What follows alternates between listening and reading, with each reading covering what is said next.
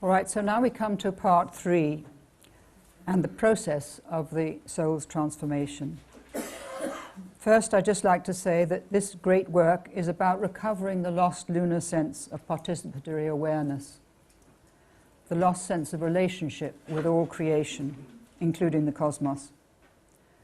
It's about reanimating the poetic vision and the imaginative sensibility that once connected us to nature and the cosmos. At the same time, it's about growing into our unique individuality, differentiating ourselves from the values that presently control the political and religious life of humanity, living from a totally different perspective on life, without seeing oneself as superior to other people or forcing one's views upon them. This is very important, because it's quite easy to get inflated by this material and think that you have to tell everybody about it. Repeat that paragraph? Yes. Okay. The great work is about recovering the lost lunar sense of participatory awareness, the lost sense of relationship with all creation. It is about reanimating the poetic vision, the imaginative sensibility that once connected us to nature and the cosmos. At the same time, it is about growing into our unique individuality, differentiating ourselves from the values that presently control the political and religious life of humanity, living from a totally different perspective on life without seeing oneself as superior in any way or forcing one's views upon other people.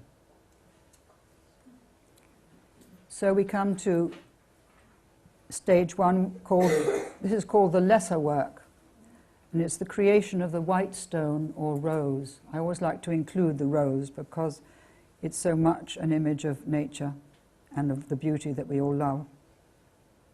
So alchemy defines 3 and sometimes 4 stages in the great work of transforming the soul and bringing forth the stone or gold. This process is circulatory and continuous and moves through the different phases over and over again. It extends over a lifetime, maybe many lifetimes. The whole process is about the expansion of consciousness and about deepening the connection with an invisible field or dimension of reality. So in this lesser work, there are 2 stages. One stage is about separating the soul from the body or becoming aware of this deeper dimension, and it's called the nigredo or separatio. It's the phase of death and dissolution, and often accompanied by depression, a blackness blacker than black, the alchemists called it. And its symbol, the symbol of the depression, was the raven, this dark phase. And the second stage was called the albedo or solutio, and it's about opening the heart, the dawning of illumination and wisdom. And its symbols are the queen, and the white stone or rose, and the lily, the dove, and the swan.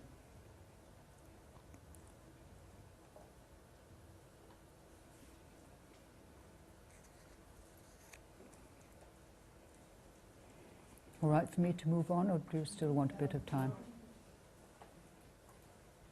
I'll wait a little bit.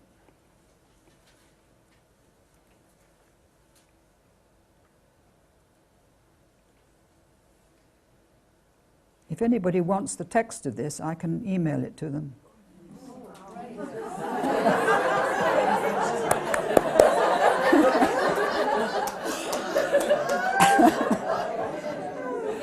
Well, it's what's called a late thought.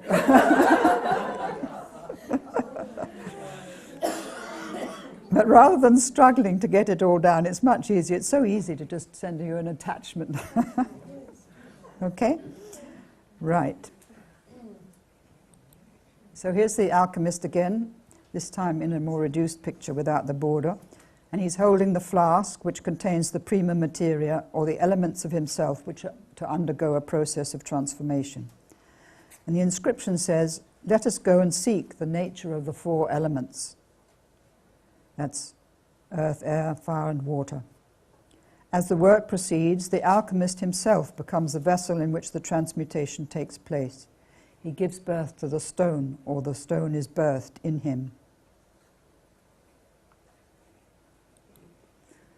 Now, alchemy sets this supreme quest in the context of a marriage between the solar and lunar aspects of the soul, the fiery gold of the masculine element and the volatile silver of the feminine one, a union between our head and our heart, between our rational consciousness focused through thinking and our instinctive consciousness focused through the heart, through intuition and feeling.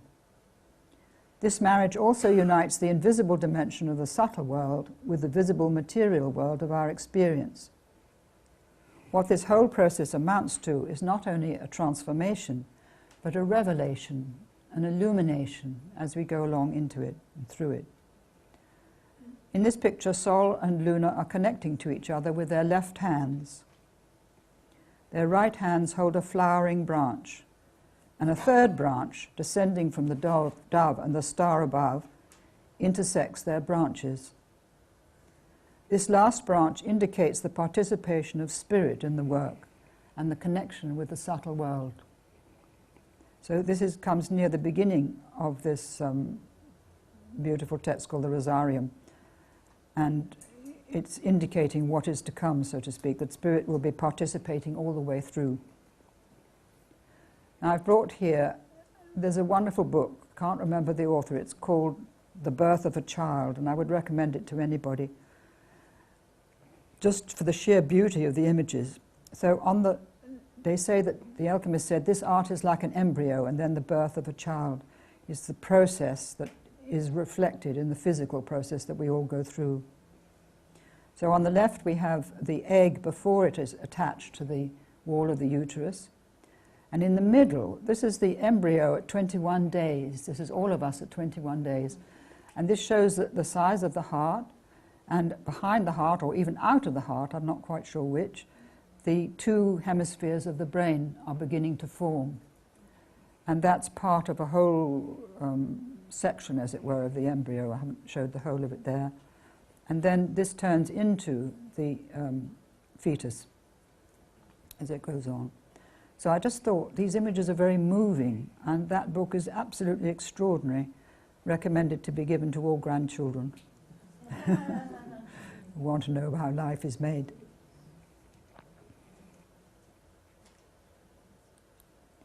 Just remember the connection between the heart and the right hemisphere of the brain, which is the first to develop.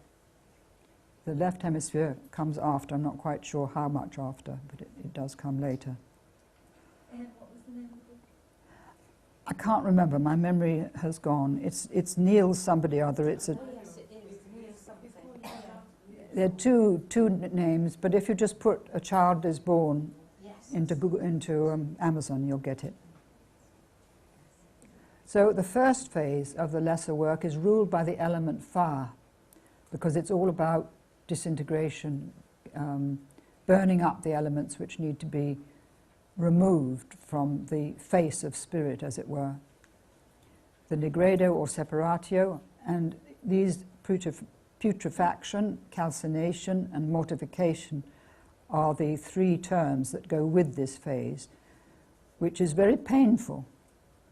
Anyone who's been through this, and I'm sure all of you have in one way or another, it can be manifested as depression, or as illness, or as confusion, or as breakdown, all sorts of things, but it's a very difficult phase. But generally speaking, the alchemists saw this phase as a state of blind suffering and ignorance for the whole of humanity, as it were, before awareness dawns.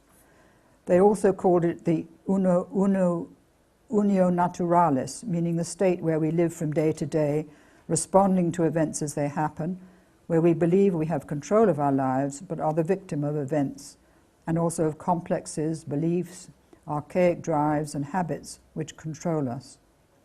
In this state, the spirit is not awake, not free, but is the prisoner or victim of all of these things. So to awaken from this state involves the separation of the conscious and unconscious aspects of the soul that have been bound together, as it were, in a kind of incestuous union. They've been sort of spliced together because nobody knew that there was another part of the psyche that existed. And this is quite difficult in analytical work to help the person come to awareness that there is another whole dimension of themselves that they need to know about.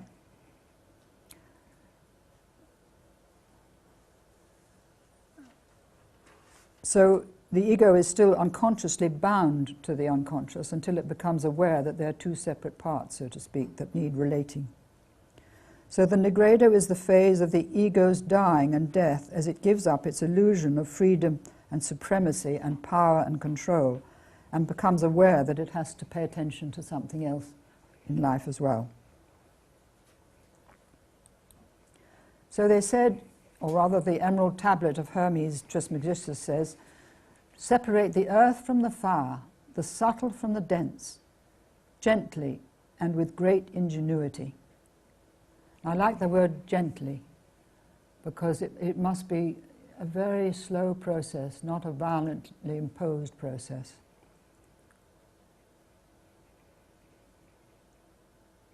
So the elements of the psyche have to be separated out from each other, soul from body, ego from instinct.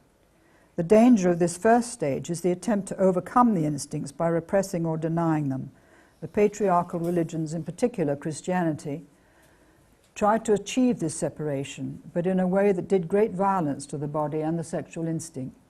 And we can see the effects of this today in all the, among other things, the terrible abuse of children because of the repression of a natural instinct. That's why the alchemists stress that the work of separation should be done gently and slowly. They said if you do it rapidly, you risk insanity and death.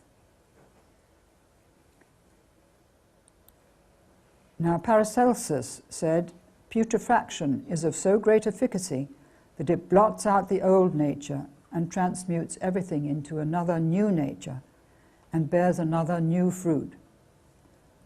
All living things die in it, all dead things decay, and then all these dead things regain life.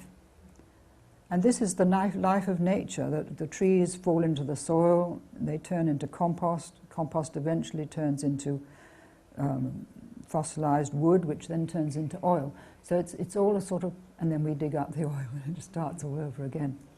So the whole of nature is this process of living, decaying, dying, and being reborn in a new form.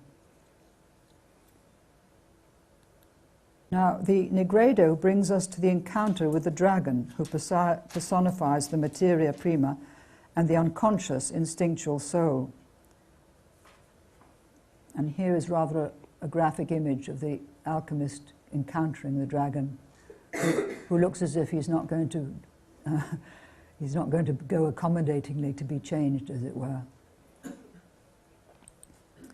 And this is another very graphic image of the green lion swallowing the sun. The green lion was an image that preoccupied Newton, because Newton's studies, his alchemical studies, make up, I think, 4/5 of his work. They've never been published. Don't know why. And he puzzled and puzzled, what could this green lion mean? But what I think it means, he's swallowing the sun. So this is an image of the ego or the conscious mind being swallowed up by the instinct as it descends in order to encounter this other world that it knows nothing about. And the ego, as it were, turns black in the body of the lion. The ego is no longer able to be in control. It can only surrender. When Martina Navratilova was diagnosed with breast cancer recently, she said, "I cried, it knocked me off my ass. I feel so in control of my life and my body, and then this comes, and it's completely out of my hands." So that's the feeling. There's nothing I can do about this. My husband is leaving me. I have to sell my house. I'm bankrupt, whatever it may be. It's the, you have no longer any control. I think for all of us, there are times in our lives when we have felt like this. We're left without anything to hold on to that gives us security and meaning. The will to live may go, and we can be assailed by paralyzing depression, a deep melancholia, a lack of energy or interest in anything. Sometimes this is brought on by a bereavement, the loss of someone who means everything to us, who may have been a lifelong partner, sometimes by the loss of belief in God, sometimes by a life-threatening illness, sometimes by the loss of our marriage, our job, our money, or our home, or all of them together. The alchemist was frequently swallowed up by feelings of futility and despair as he watched the matter in his vessel putrefy or turn black, and his efforts turn to nothing. Green is the color of putrefaction, but it's also the color of regeneration, so we may expect something to emerge from this image of the green lion. Another name for the nigredo is the separatio, which brings one into direct contact with the shadow or unknown elements in one's psyche. The man without a shadow thinks himself harmless precisely because he is ignorant of his shadow.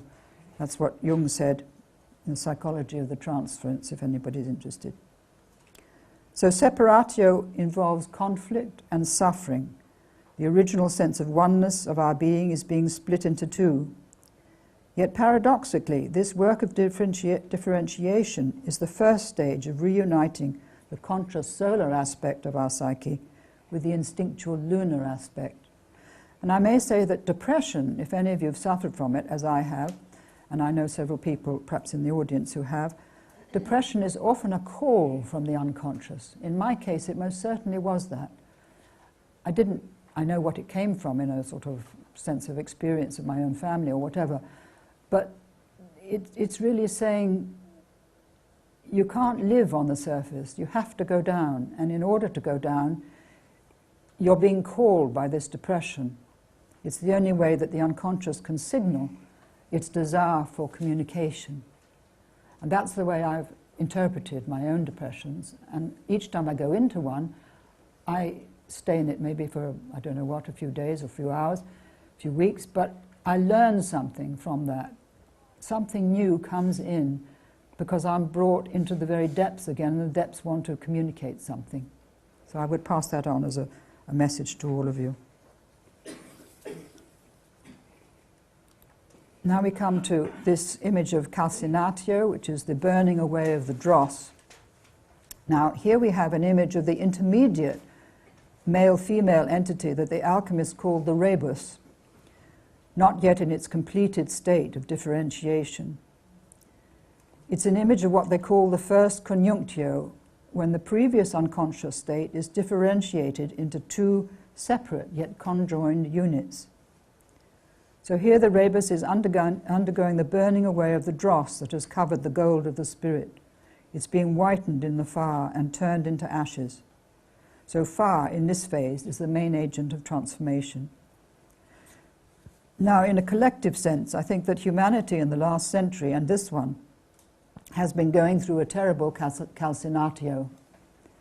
We've witnessed the images of incineration in the gas ovens of Auschwitz, in the firebombing of Dresden and Hamburg, the obliteration of Hiroshima. We've witnessed the deaths by napalm and depleted uranium and white phosphorus bombs, the burning of houses and cities, and the horrific fiery destruction of the Twin Towers, and the bombing of Baghdad and other cities.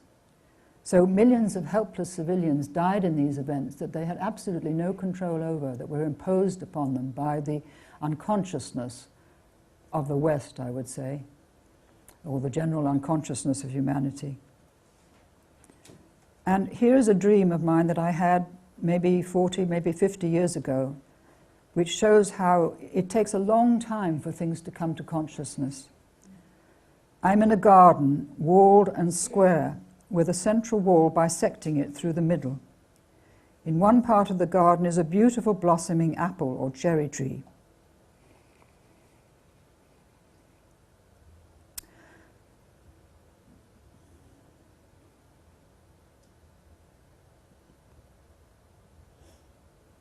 This is difficult to read.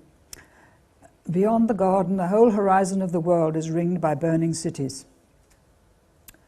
I am crawling on my stomach along the central wall, which is ablaze with fire.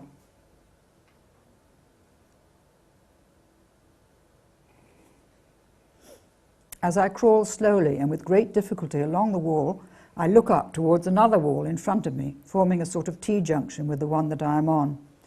And appearing over the top of this, as if standing on a ladder on the other side, there is a man wearing a strange hat that falls to one side.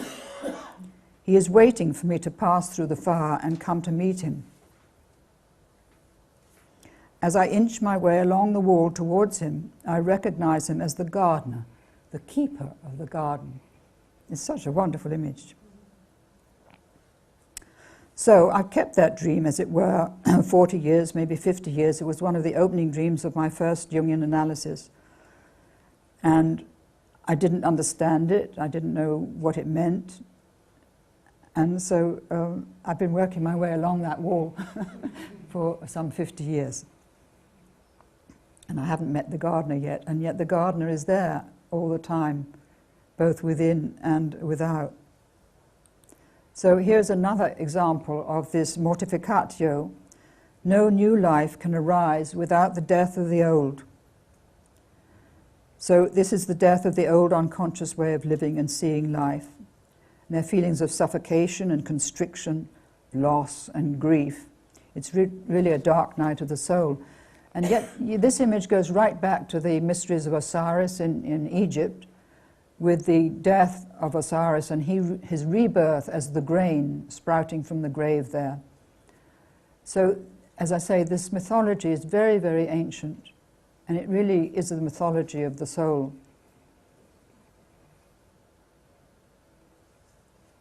This stage of the Nigredo was repeated many times in the alchemical work, even just before the Rubedo stage is reached. So it's not that you sort of leave it behind. It can come again and again. And these depressions can come again and again. The alchemists prayed to be delivered from the horrid darkness of their minds.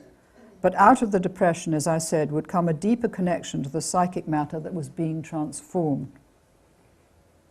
So we come to this image from the Splendor Solis of the fragmentation, of the cutting up of the body, so to speak, and the cutting off of the solar head, which is representing the sulfur being dismembered in the retort, as it were.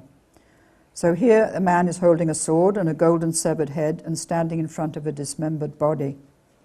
And this image also takes us back to the lunar myths of death and regeneration and the dismemberment of Osiris and his regeneration, so that we know that after the experience of dying there will be rebirth, regeneration.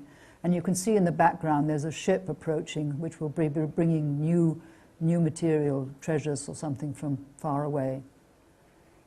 And all around are, as usual, the images of nature, and below there's the red stone, which I think may herald the coming of the rubedo, or the red stone. So dismemberment is an image of letting go of old beliefs and changing patterns of behavior in which the life spirit has become imprisoned or entangled or buried. It's undoing the whole structure we've created in the last 5,000 years or whatever, the adaptation to our culture and its beliefs and its values. Psychic growth is a very painful process for the ego or the conscious mind, and this image of dismemberment reflects it. But again, you see the beautiful border around the edge, which symbolizes bringing oneself into relationship with nature and the flowering of nature within and all around us. And here's another image which symbolizes this phase of killing the king, who sits there apparently quite happy at having been clobbered by all these great whacking, whatever they are, missiles. And so we have many images of the death of the old king, the death of the old ruling consciousness that has become calcified and addicted to power and control. It's lost touch with feeling and with eros, and it has to be dissolved in fire and water in order to be reborn in a new, more complete form. There are many images of the old king dying, often lying sweating in a bed or in a kind of sauna bath.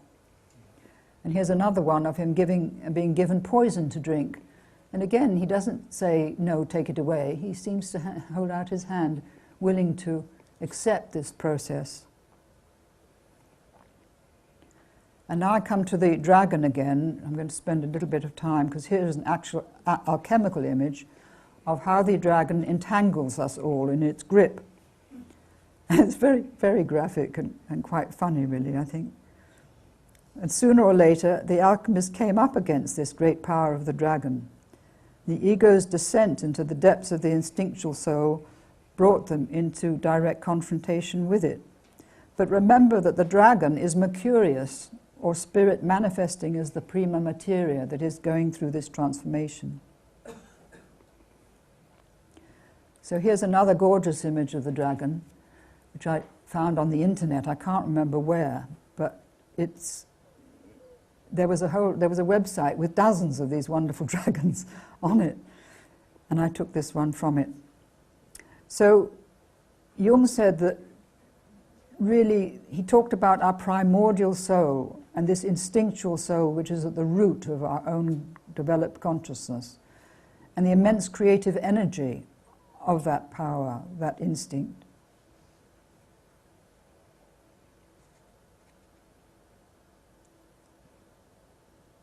I think one has to remember that it's the immense creative energy of life, the energy of the cosmos. It's not just ours, it comes to us from the cosmos and lives through us. Do you remember Jung's painting of bowing down before a great sort of eruption in the Red Book? Those of you who've seen it? Well, that's the sort of feeling of what it is. So in relation to the power of the dragon, our still fragile and immature conscious mind is like an ant compared to a dinosaur. It can easily be overwhelmed and possessed by this power, or can use it for its own ends, believing that what it is doing is justifiable and necessary, as when we get taken into war. So an unconscious dragon acts blindly, following the pathways that are familiar to it through millions of years, and its energy and creativity can be harnessed by the conscious minds to goals that injure and destroy life. All our weapons, for instance, the power of the dragon is reflected in our drive for control and power over nature, in our addiction to weapons of mass destruction, and the pattern of predator attacking and killing its prey, which is really what war is all about. It has its noble, heroic side, but it's also this other side of having to kill somebody or something before you yourself get killed. So there's a survival instinct deeply at work there. So to bring all this to conscious awareness, seeing what we are doing from the perspective of spirit, is a colossal undertaking. And our consciousness, this conscious mind that we've developed, is the only factor that can really bring insight into this situation. God is not going to do it for us. We've got to see it for ourselves, and it's difficult. Now here's our green dragon again. So I also say the dragon is also life's power to heal, to create, to transform. It's the colossal energy that lives through us. It's our incredible survival skills, which have kept us going through all these thousands of years, the source of all our brilliant technical skills and our longing to alleviate the suffering of the human condition. So it's ambivalent. It depends on what we make of it, really.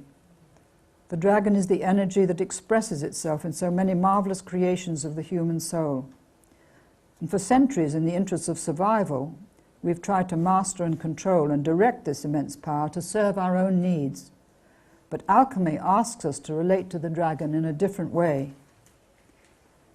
And so I've put this image in, another which I got from that website, which is really, it's not in any way a confrontation with the dragon, it's really allying yourself with this great power and serving it, but in a conscious way. The solar era has given us countless images of heroes fighting and killing dragons, but what about the warrior who enters into the domain of the dragon, who serves the dragon and gains the dragon as an ally, not a servant, wielding his sword on its behalf? In myth, as you remember, the dragon guards a great treasure. Do you remember the story of the golden fleece, which has to be captured while the serpent is sleeping, or the dragon is sleeping? And it yields that treasure to the man or woman who is not overcome by terror or inflated and possessed by its fiery power.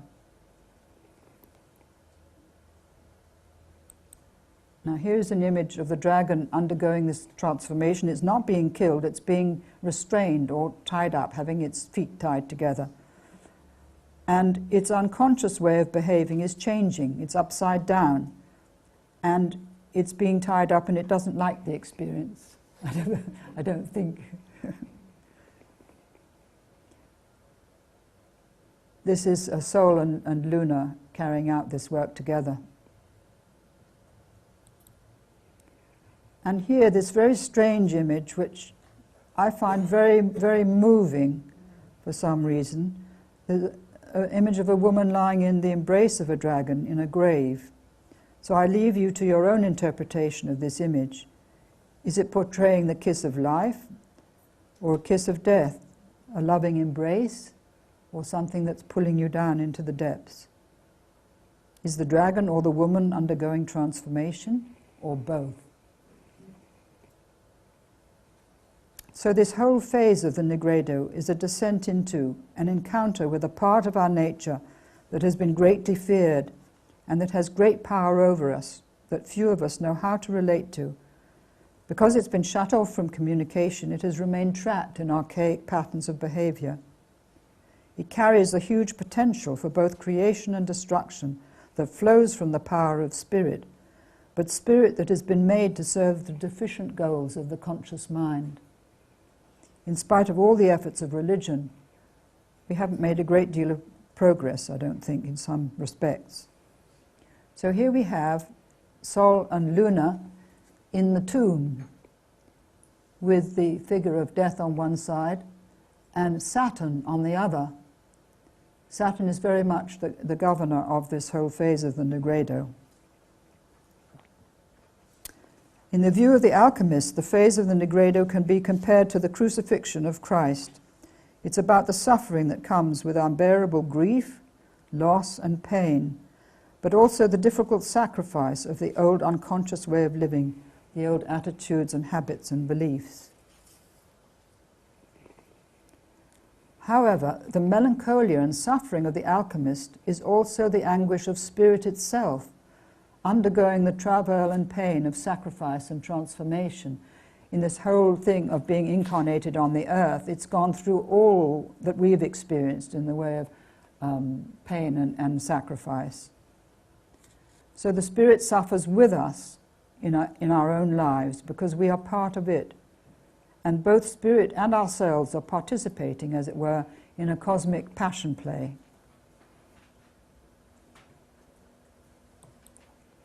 Now, I just want to emphasize the importance of the ego, because nothing can be done, really, unless we have a relatively strong ego, strong enough to stand self-assessment and self-awareness. And Jung said that the unconscious can be integrated only if the ego holds its ground. It's very important for the ego to assess and interpret this material that's coming up, not to be kind of swallowed up or overwhelmed by it. And that's where analysis can help, therapy can help. So the experience recurs over and over again, the Nigredo, in the course of the alchemical work. And you may be snatched away into the underworld like Persephone by depression, but you return, like Persephone, to the upper world again. And the antidote to remaining in the grip of despair or depression is to enter into a dialogue with them and to create a relationship with them as if they were a living person.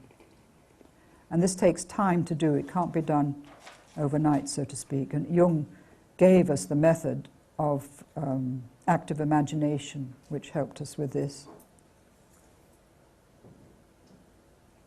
So now we come to the second phase of the lesser work, which is the creation of the white stone.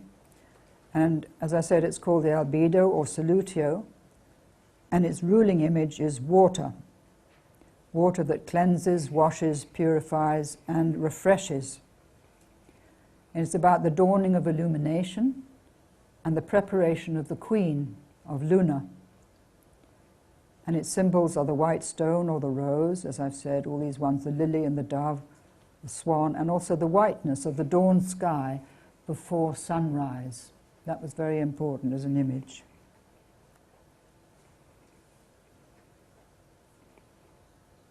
So in this stage there'll be images of water in all forms, maybe water as a fountain or as a bath or as a swimming pool, as a sea, a flood or a tidal wave. All these different images are referring to this phase of the albedo or solutio. It's a phase of baptism or immersion in the watery dimension of the soul, the realm of feeling and instinct. The first real exposure, as it were, to the power of this dimension, power of feelings and instinctual drives. So they said, go to the woman who washes her sheets and do as she does. And they said, study, meditate, sweat, work, wash and cook. They called themselves washerwomen and cooks. So that takes you back to MasterChef.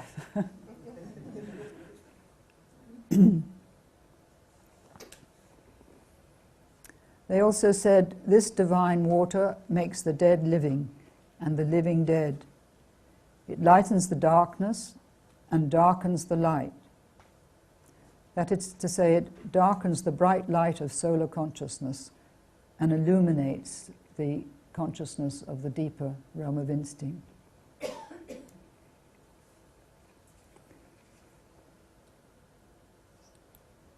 Now this is an interesting passage. It comes from a commentary by Marie-Louise von Franz in this text called the Aurora Consurgens. And she writes that the whitening of the albedo is the coming of the dawn of awareness or dawning consciousness, which is associated with the feminine, white, dewy substance that is fertilized by the spirit in alchemical work.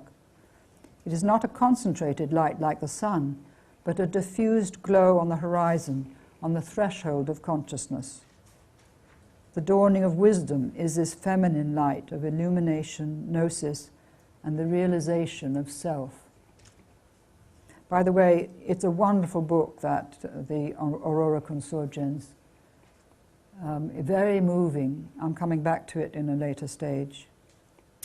So I would say that the albedo or solutio is about immersion in the amniotic fluid of the soul, a different kind of watery womb, in order to be reborn.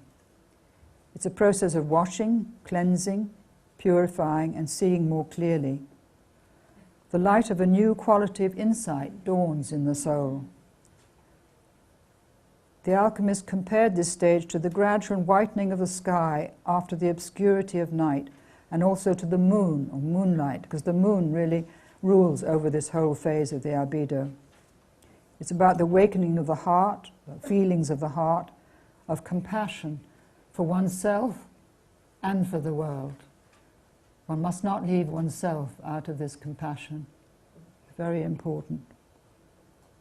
Because if you haven't got compassion for yourself, it's very, very difficult to truly have compassion for others. There has to be an inclusive thing. And if you're ever, if you notice you're in a bad mood or angry with other people or whatever it may be, if you ask yourself, where am I hating myself? Where am I criticizing myself?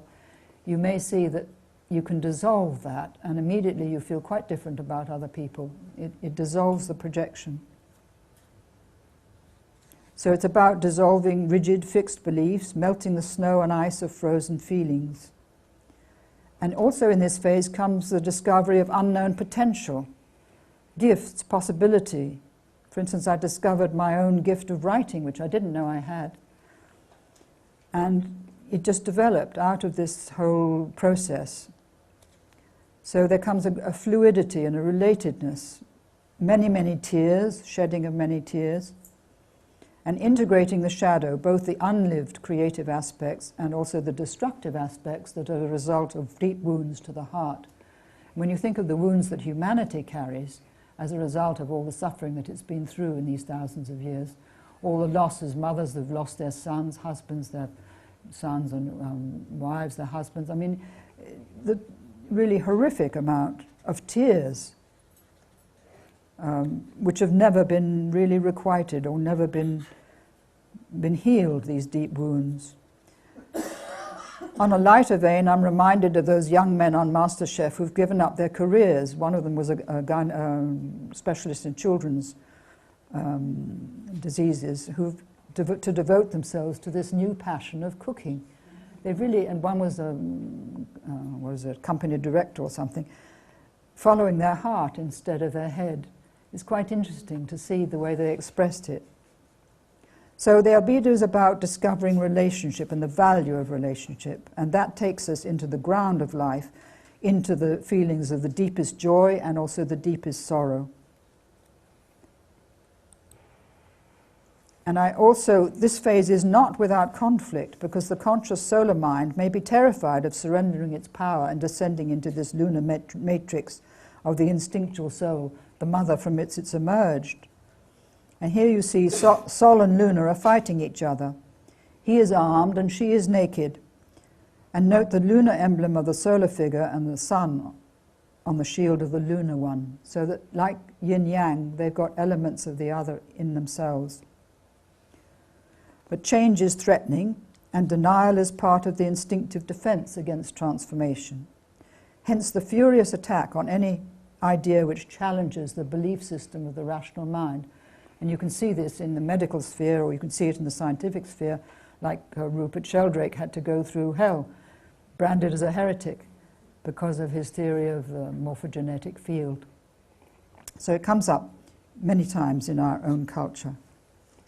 So here, in an image from Splendor Solis again, is an image of the albedo. There's the man sitting in the bath with the fire being kindled underneath. There's the dove of the Holy Spirit resting on his head, which shows that this is presiding, divine wisdom is presiding over this whole process. A marvelous city in the background, and of course the beautiful border of flowers.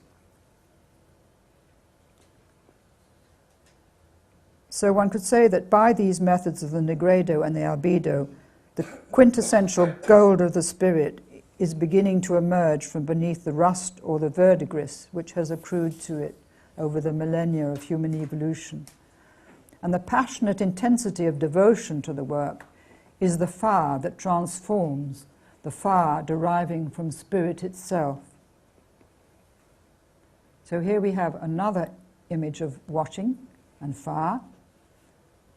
This great tub into which the sheets are going to be put and cleaned. Very graphic image, and yet very related to everyday life. Now, this is a quotation from an alchemist called Artifice. Because Sol and Luna have their origin from this water, their mother, it is necessary, therefore, that they enter into it again, to wit, into their mother's womb, that they may be regenerate or born again and made more healthy and more noble and more strong. So there you have it in words much clearer than mine, I think, saying this need to return to the womb.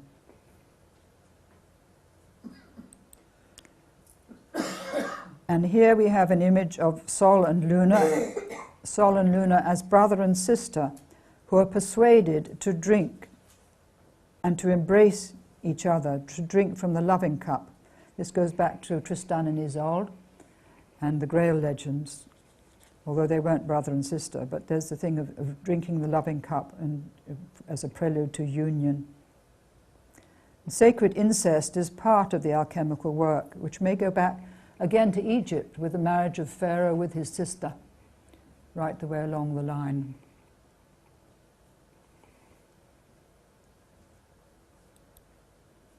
And here we have an image of the king and queen in union. This is the first image of this kind. Again, it's from the text called the Rosarium. I showed it to you before, but I'm bringing it in here because it belongs to this particular phase of alchemy. So this is an image of the second conjunctio. The first one was with the prima materia, so this is the second one, where the king has entered into the waters of the soul and is joined with the queen, who was once his mother but is now becoming his bride. In entering these waters, the king has entered the realm of the heart, of his feelings, his instincts. And this is a repetition of what I said before, but I think I say it again. This union means that our logical, analytical, masculine mind begins to value and pay attention to feeling, and to develop a different, more feminine and participatory and empathic way of relating to life, to recognize that the soul may have demands that go beyond the focus of the rational mind. So in this phase, there can be a great deal of crying and a deep regret and sorrow. There's also the sorrow of reaching the end of life, which people who get into their 70s and 80s and 90s, deep regret that one has to leave behind this life into which one's put so much, and children and grandchildren. It's a terrible pain, and it's not perhaps acknowledged or recognized that this saying goodbye to everything that's been experienced is a deep, deep sorrow. And there also may be bitterness over past mistakes, things one wishes one could have done better and couldn't, relationships that went wrong, so to speak. So there's a letting go and a surrender, and at the same time a washing away of these resentments and this deep pain. If you put it into a wider context, if you just look at it from the point of view of one life, I think it becomes impossible to sustain the pain. But if you put it in a context of a long, long process, even as the humanities process, it's no longer so unbearable. It takes a different dimension. Would you agree? Yes. Yeah?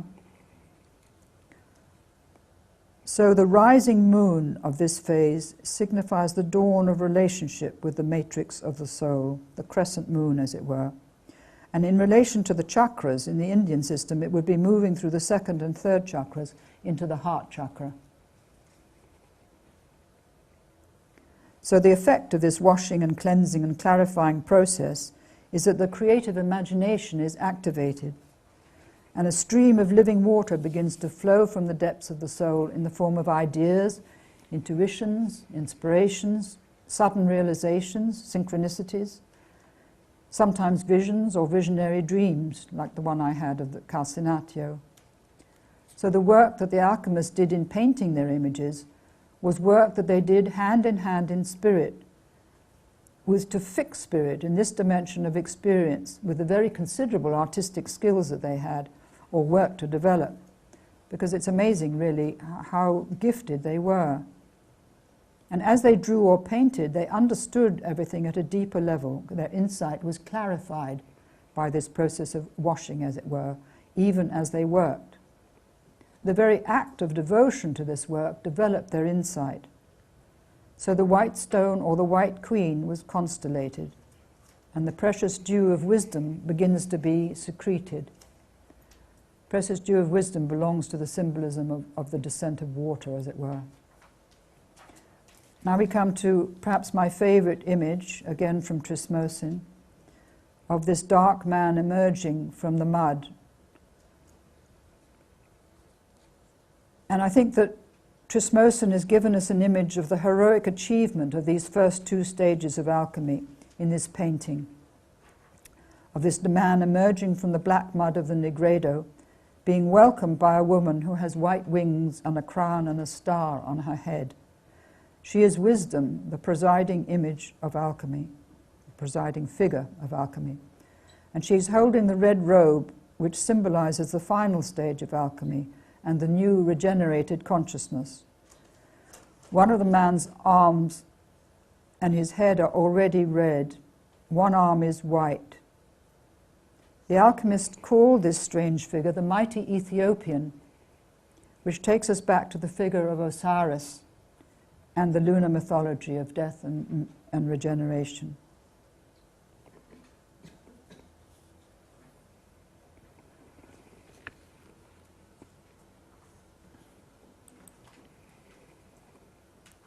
So an alchemist called Gerhard Dorn said, "Little by little and from day to day, he will perceive with his mental eyes and with the greatest joy some sparks of divine illumination." Now I come to this image from a book, the Aurora Kunshurgens, I think painted in the 15th century. I'm not sure by who. I don't know that anybody knew who it's by. And she's called the Lunar Sophia, or the image of the wisdom that's buried in our instinctual life and who's been held prisoner there. She's holding open her womb to reveal a golden serpent wrapped around a sword. And in this phase of the albedo, her voice can begin to be heard. And in this wonderful text of the Aurora Consurgens, she says, "Be turned to me with all your heart, and do not cast me aside because I am black and swarthy, because the sun hath changed my colour, and the waters have covered my face, because I stick fast in the mire of the deep, and my substance is not disclosed. Wherefore out of the depths have I cried, and from the abyss of the earth with my voice, to all you who pass by the way, attend and see me. If any shall find one unto me, if any shall find one like unto me, I will give into his hand the morning star." So that connects back to the image before of the woman standing with the morning star on her head. It's so deep, this, and so rich. It's just incredible, really, that all this material has managed to survive and come down to us. So I think what she's calling for is the transformation of our whole conscious attitude through the power of love, which can release the flowing power of feeling to reach out to that which has been rejected and misunderstood, specifically to the body, which must be cleansed of all the negative projections that have injured it. So we come to the end of the first phase and the formation of the white stone, symbolized by the lunar queen, and there she is standing in the vessel. Above we have Mercury sitting in a chariot drawn by two cocks who herald the coming of the dawn. The lunar queen personifies the completed stage of the albedo, and she's surrounded with the beginning of a golden aureole of the completed work. The matter that is being transmuted has now reached a stage of fixation that no fire of passion can destroy. And below there is a scene showing the flourishing of the arts and the sciences, which of course come under this phase of activating the imagination. So matter has been raised through this first stage of the nigredo and the albedo to a state where it can become the vehicle for the emergence or incarnation of spirit, the full emergence or incarnation. Part of the work of the albedo is to redeem the body, healing the split between mind and body, and becoming aware of the atrocious suffering inflicted on the body throughout the solar era. The origin of all negative projections onto the body is the belief that since the body has to die, it must be contaminated by sin. It's been punished. Death is the punishment meted out, and the body carries that. This was deeply in the Christian tradition. But it wasn't in the pagan tradition, because they had the feeling of regeneration and rebirth. And death is the punishment that was meted out to the body for the sin of its fleshly appetites. It's ludicrous, really. A colossal work of healing and transformation is asked for here in order for the body and matter to be recognized as the living expression of spirit. So here, to end, I've got two images. One is an alchemical one, showing the coronation of the Virgin. And it's really, in relation to the Christian myth, the completion of the phase of the albedo and the nigredo corresponds to the coronation of the Virgin. Jung thought that alchemy had prepared the way for the two papal bulls of 1950 and 1954 that named the Virgin Mary as Queen of Heaven, because that was all about raising matter to the level of spirit, and the union of matter and spirit in the bridal chamber, the thalamus, really, of the divine bridal chamber. And he anticipated that there would be a big change of consciousness in society as this image worked its way into public awareness, and as the earth and matter and the body, as aspects of the feminine, were raised in human consciousness to the level of spirit. We can see it reflected in the empathic relationship to the earth that's now coming into being, and we can also see it in the fascination with the figure of Mary Magdalene and her possible relationship with Jesus. That there is the desire for the archetype of the union of the two great aspects of spirit to come into manifestation in our world. And I think we owe a great debt of gratitude to Michael Bagent, who's here with us, who really brought this into public consciousness long, long before Dan Brown did with his book. So here again, finally, is this Christian image of the Assumption of the Virgin, beautiful Renaissance image. I think that reaching ever deeper into the heart of their psychic life that was reflected in the mirror of their retort, the alchemists began to see the unity of everything, how the ground of everything is spirit. They saw that matter is not dead, inert. They felt the aliveness of matter and worked to extricate the spirit hidden within it, entered into a dialogue with it, and wept with the wonder and amazement of what they were discovering and understanding. Their growing insight worked a profound transformation of their consciousness, an illumination of their understanding, and that has all been passed on in the depths of the collective psyche to us, who can really bring it to life within us. But they did the work. They really did the work. So now we can have any questions before the coffee break. Jane, would you?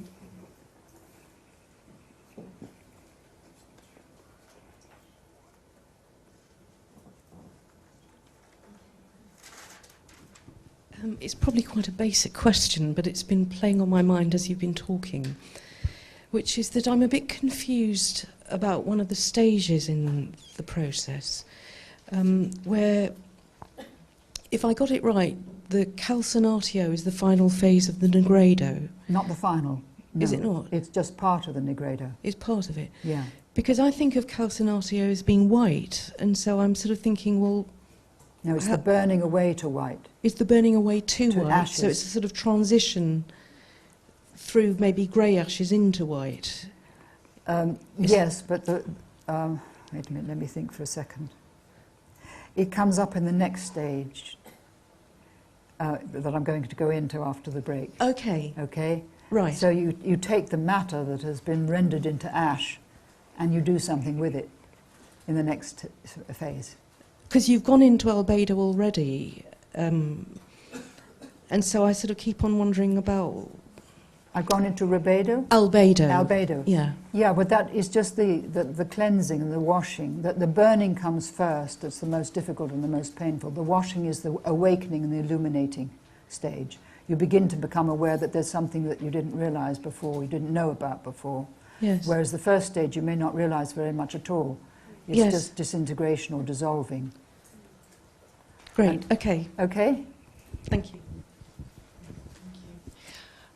And just to pick up what you were saying right at the end there of this section, this whole information and this huge history seem to have such an importance for our age. And it's clear that there is a huge awakening of consciousness. And yet it's hard to conceive of a language that could be heard today where this kind of wisdom could be communicated. And I just wondered if you had any thoughts on how this is coming into life now and what's the medium for it? It's a good question. I don't know the answer because I've tried myself to get it on television with no success whatsoever. I have a nephew who works in television on Channel 4, but there's just no way of getting this material through in this form. And I think it probably needs younger generation than myself. I'm now kind of moving outwards, as it were. It needs your generations coming up, 20 years younger than myself, and to perhaps find ways of reconnecting it to the culture. Maybe in synchronicity, maybe some sort of thing will happen. I know that people are aware of my book, The Dream of the Cosmos, and all this material. I know that a lot of them have read it, but they can't see a way of making a bridge, and so they don't take it up, so to speak. They think that the people are too unaware or too stupid or too whatever it may be, or uninterested. But I don't think that's true at all. I think people would be very interested. Because it's so ancient and so well honed over centuries and centuries. I mean, it is such long-lived wisdom, and it has obviously communicated itself in so many ways over the different centuries that it seems unimaginable that it won't have some way of communicating now. I'm just wondering what it is. Yeah, I think the way would be through mythology, probably, through stories. That's the best way, particularly for interesting children. Okay, thank you very much for that question. Can I ask, is it literally so that you should wash and clean and cook? Would they have actually been doing it? And is that what Well, the it's a good way idea forward? to keep oneself clean, as those poor people who are travelling back from God knows where, they haven't had a bath for 6 days. But as part of the alchemical process, apart from the necessity. Well, it would for be caring for the body, definitely. Caring for the body and seeing that it was happy and content as much as possible, yes, definitely. It wouldn't be but putting we on do that anyway, don't we? What is it about the process where they encourage you to? Well, I think it's the clearing away of the excess baggage that we may carry. That would be one thing. Looking carefully at one's beliefs, saying, are these really necessary? What are they really telling me? Are they giving me the kind of values that respect life, or are they not? And it's really assessing. That's where the conscious mind comes in, looking at what's happening around one, or what's happening in one's own life. And the washing away might be, say, in a relationship that's difficult, where there's a lot of anger and recrimination, and, it's all your fault, or it's all your fault. It would be bringing this albedo thing of washing away the resentments and the anger that's between people. That would be one way of looking at it, perhaps. Thank you. I just wanted to say I'm very hopeful, actually, because when you see books like Lynn McTaggart's The Field and Bruce Lipton, The Biology of Belief, and also Avatar, that in fact there is a way through. I mean, you only have to see the way modern, the Brontes have been brought to the screen, and actually the book sales of the original are going up. So I think it is a question of time. I agree, and just a different kind of way through, perhaps sideways rather than full on. Yes. Well, do you remember that film, Close Encounters of the Third Kind? Well, that was a real sort of demarcation point, and fascinating. People were absolutely riveted. And also E.T. Yeah. So a lot can be done by film, I think.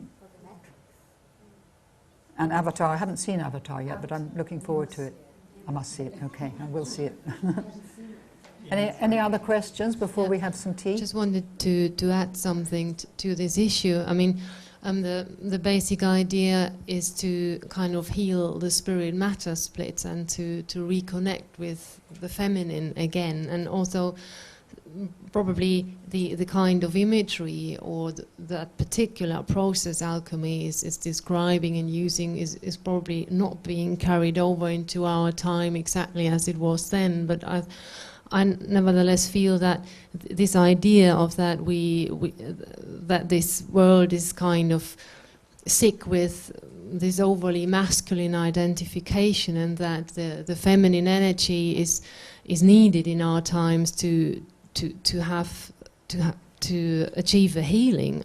I feel that the awareness of these things is quite abundant. Actually, you feel it on the internet, and a lot of people are talking about these issues. I mean, you are one of the speakers for that, and you did so with your seminar in autumn, and there are others out there. So I think there's quite a heightening awareness of the divine feminine, and that it needs to be brought back into our world. And if this is happening, and maybe I can also mention this, talking about the ascension in 2012, and maybe whatever that actually is, but it might be that this is the transition from the split ages of the solar and the lunar consciousness now actually being healed, and that a new consciousness of wholeness is evolving in these days, and that this will be the new age. Yeah, thank you very much for that. I think that the internet is a tremendous catalyst for this connection of everybody to everybody else. It's an amazing kind of gift. I know that there's many dark side aspects to it, but it's a wonderful way of connecting, and we can do so much more. I can send you attachments for this thing, and I know that Scylla Elworthy here, who's working with people in Africa and with conflict resolution, that the internet is absolutely invaluable, isn't it, Scylla? Mm. Yeah, I think one last, because we must break now, I think. Yes. And a question regarding the sequence of the colours in the alchemical process with the black and the red and the white and so on.